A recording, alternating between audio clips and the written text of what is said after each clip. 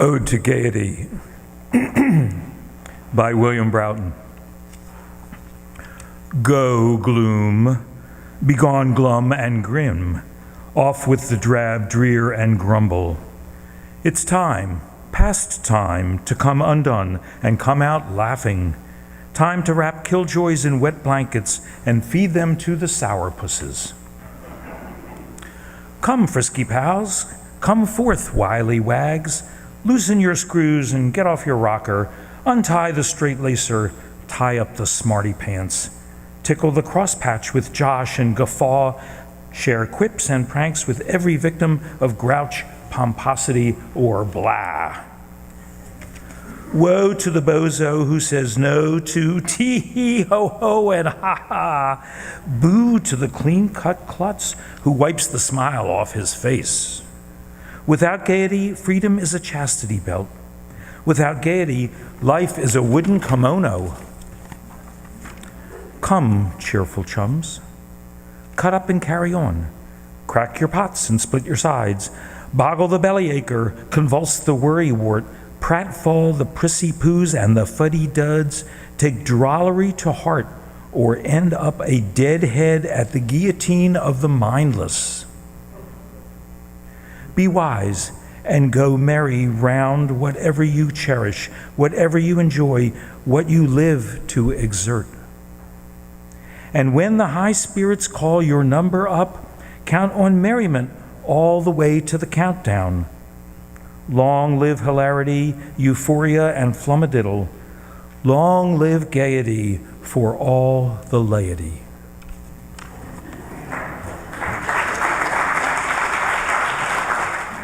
Just take a moment to look out the windows. And if you have a shutter closed on your side, friends over there, just look out that one. It's a beautiful weekend. Here is the world as we look out these windows. Such beauty and such terror. Let us keep our hearts tender and let us keep our hearts soft, because this is what we are about. We know there is no answer but to love each other, and we bear witness against unnecessary destruction. And we gather here in this community to practice being the person the world is calling us to be. We cannot do everything, but we can do something, and that something is never nothing. So let us forget our perfect offering. There is a crack in everything, friends. That is how the light gets in.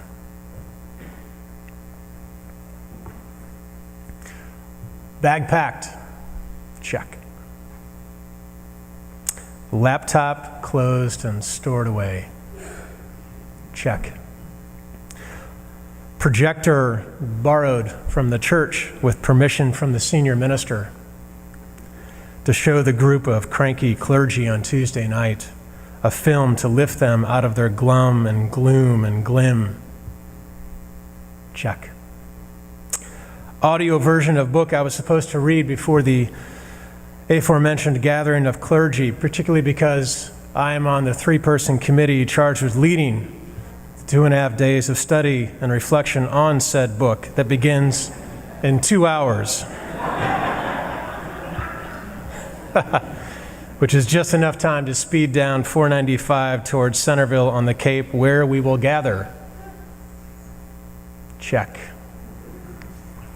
Not enough time to listen to the whole book. Check.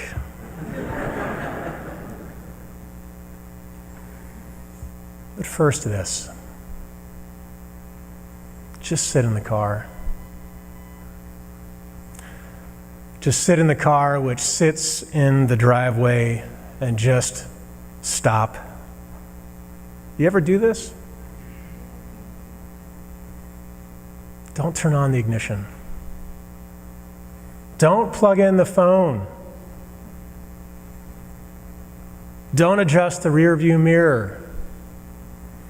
Don't check yourself in the side mirror, asking, is that more gray? Don't. Just stop. Just breathe. Just look. Parker Palmer, the Quaker teacher, says that inner work on the heart and the soul, can change the outer world. Which is a good reminder to those of us who think that we're either the kind of person who just loves to savor the world in the weekend, or the kind of person who just wants to save it all. Parker's saying, people, it's not an either-or proposition. It's instead a two-step dance. So you with me? Stop. Just look and breathe in. Just breathe in deep. Because the monthly car payment does not come cheap there in the driveway, and there are windows all around you. And above too, which cost extra. The sunroof, this slice of ceiling that slides back with the push of just one button and opens to reveal it's a 3-foot by 1-foot framed sky that is flaunting itself without any shame or humility. It is so blue and true and deep that it's daring everyone and everything to just try and look away, which I can't. Can you? You know, it's interesting. We can't seem to look away from accidents or the nightly news fear reel or Trump tweets. So how come we can look away so easily from autumn? But then, like the shock of the first frost that I don't think we've had yet, comes this. Welcome to your audiobook. You are about to enjoy author Scott Stossel's New York Times best-selling 2014 release of, you ready? My Age of Anxiety. Fear, hope, dread, and the search for the peace of mind. Seriously? Who chose this book? Who did that after the year we've had? After all the drab, drear, and grumble and grim, a great poem, right? Yeah. Oh, look. Who chose that? Oh, look. There he is. Right there at the rearview mirror.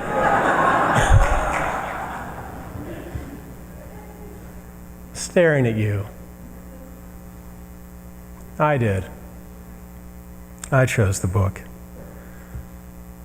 Have you ever cursed your previous self?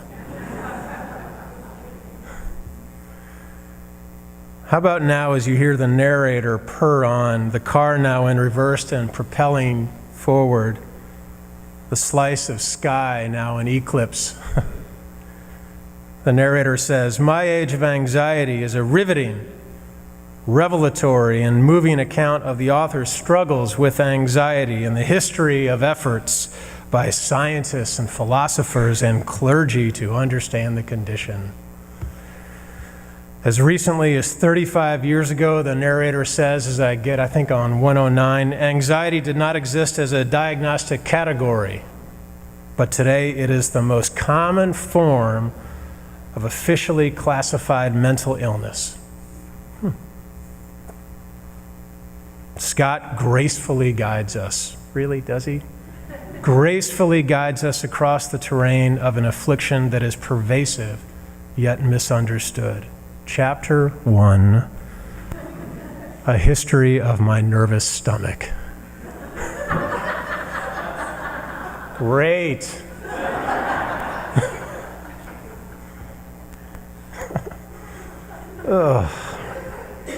Now look, I've done, and you have done, this drive to the Cape so much now that whole journeys get made without ever noticing or thinking or feeling or seeing anything, right? Our glaze only interrupted by the hump of the Bourne Bridge as we get startled by the narrowing of the lanes on that bridge, and everybody next to you is swerving suddenly too close, and the cables could snap.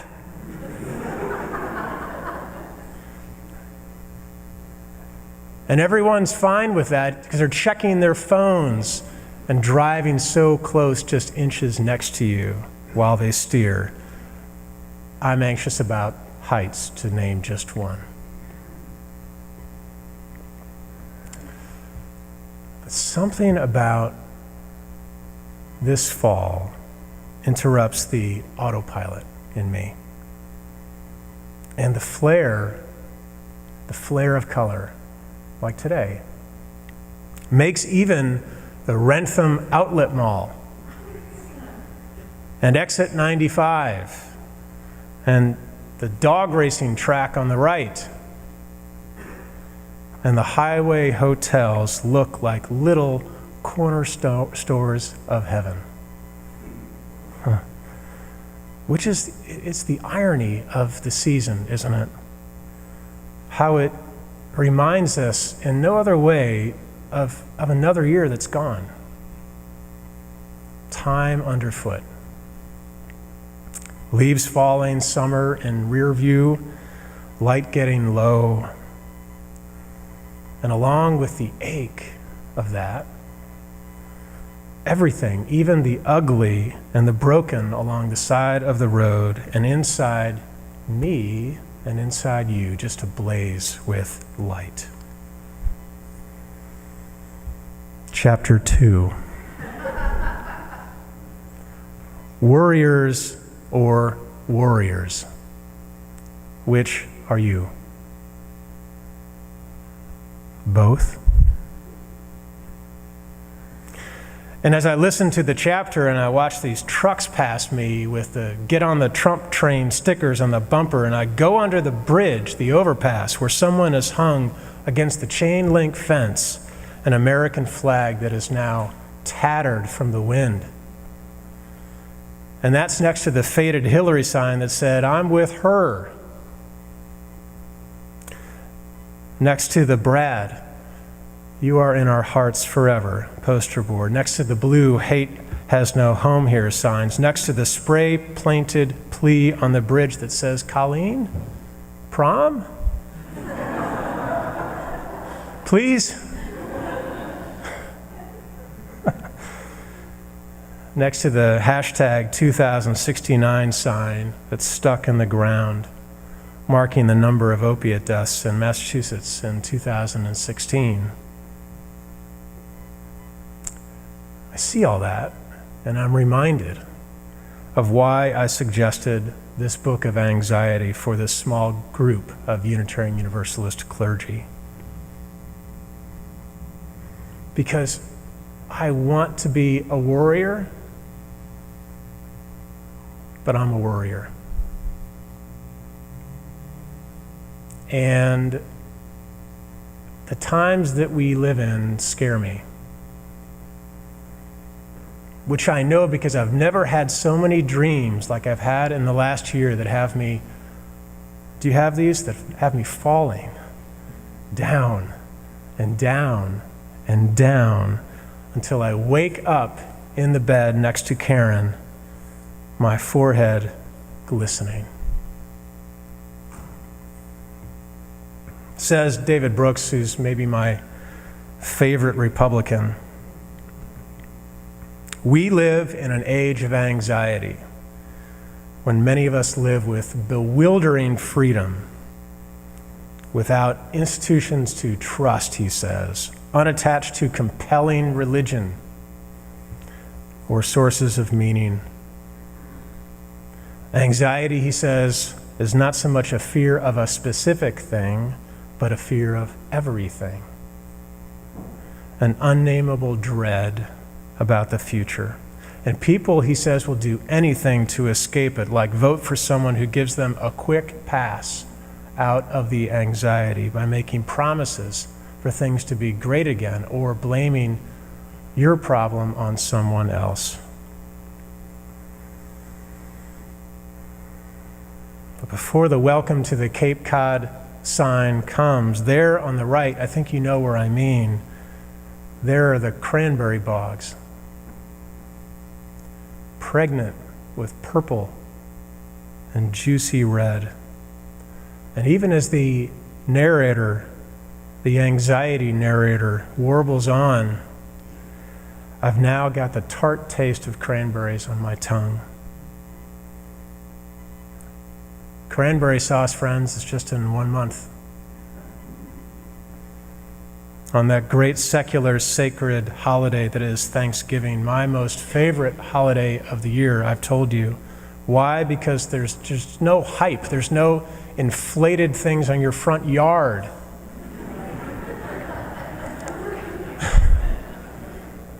You don't have to buy a gift for anybody. You just get to receive the grace of being alive for stuff you don't have to earn. People of the suburbs who feel like you have to earn everything. Like this fall, like this autumn, whose beauty lifts me up and up and up on the morning after I awake, having fallen in my dreams down and down and down and down and down and down and down and down and down. Chapter 3. Redemption and resilience. Finally.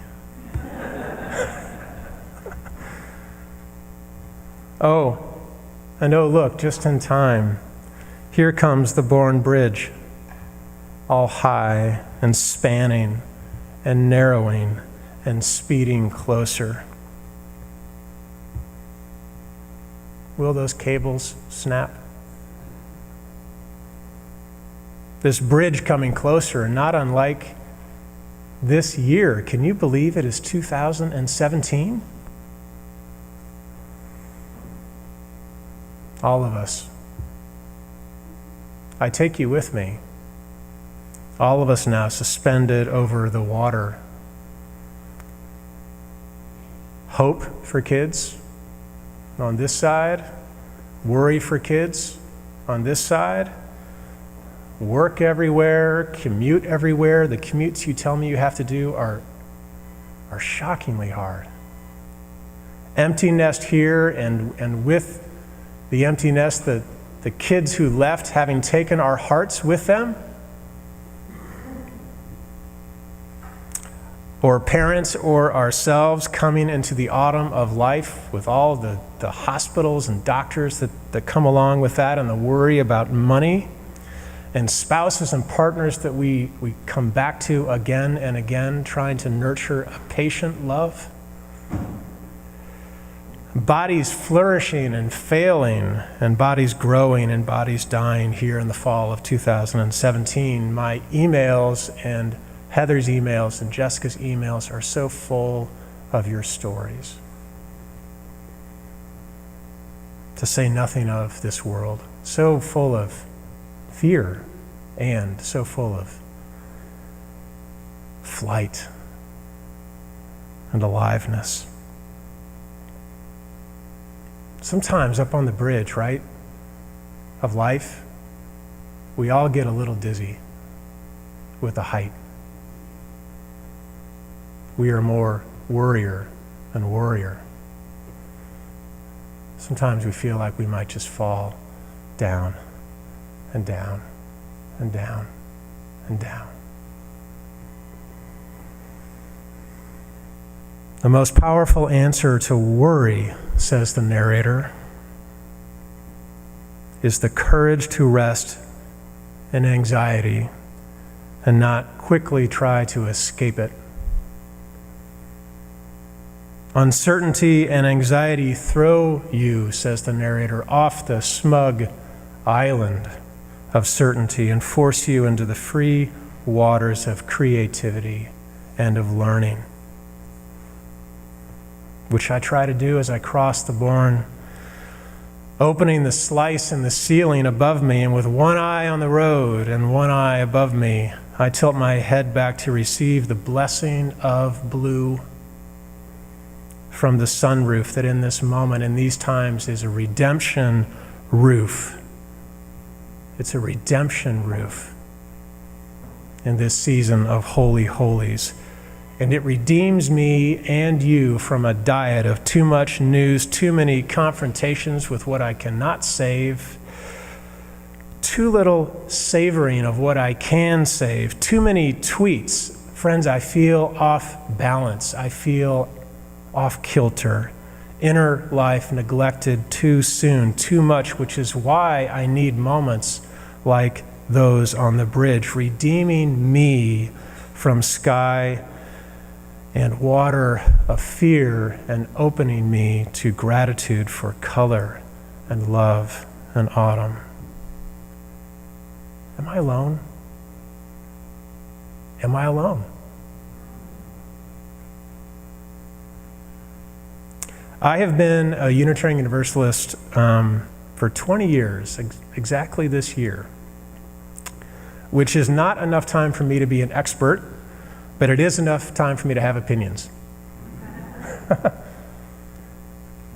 And one opinion that I have of our faith tradition, for all of its gifts, is that a church like this, a faith tradition like this, can be difficult when we're all anxious and moved by things we cannot save. Why is that? Because we say deeds, not creeds. We say faith and action. We say Protestant work ethic, right? We say we can fix everything. We're used to it in our lives, by the way, many of us. And when we can't fix everything, we get anxious as hell. Or at least I do. Which is why when the worry grows in me and the worrier is left at home, we all need the reminder that our inner life needs tending just as much as the outer world. Not for nothing does our faith tell us that religion is for this world and this life, and that God, forget the arguments, is a verb and not a noun. Something that we can move closer to or further away from. This God, whatever that word means for you, that can be experienced in this heartbreaking, beautiful, open world. I was thinking about what I wanted to leave us with. So I was finishing my sermon last night saying, I'm going to put that to bed and just work on it tomorrow night and Saturday so I could experience the world. And I guess I want to tell you is today is a good time to practice. I kind of think that we live in falling down times, but we can use the fall around us to help us up, to get held up, get redeemed from all the worry we carry around. What do you want to fall up to?